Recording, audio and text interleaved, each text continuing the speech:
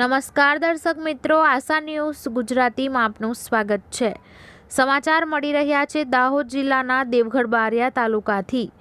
દાહોદ જિલ્લામાં high profile બનેલા મનરેગા કૌભાંડમાં વધુ એક અધિકારીની બદલી કરાઈ।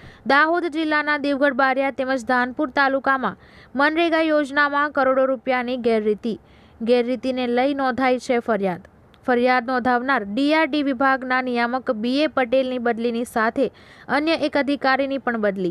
ધાનપુર તાલુકાના વિકાસ અધિકારીની બદલી તથા અનેક ચર્ચાઓ। ધાનપુર તાલુકા વિકાસ અધિકારી આરએન રાઠવાની કરવામાં આવી છે બદલી।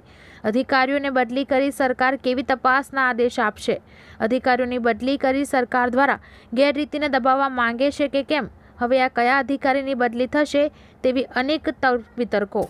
સમાચારોના સતત અપડેટ મેળવવા માટે આશા ન્યૂઝ ગુજરાતીને યુટ્યુબ પર સબસ્ક્રાઇબ કરો, બેલ આઇકન દબાવો અને અમારી સાથે જોડાયેલા રહો ફેસબુક, ઇન્સ્ટાગ્રામ અને ટ્વિટર પર।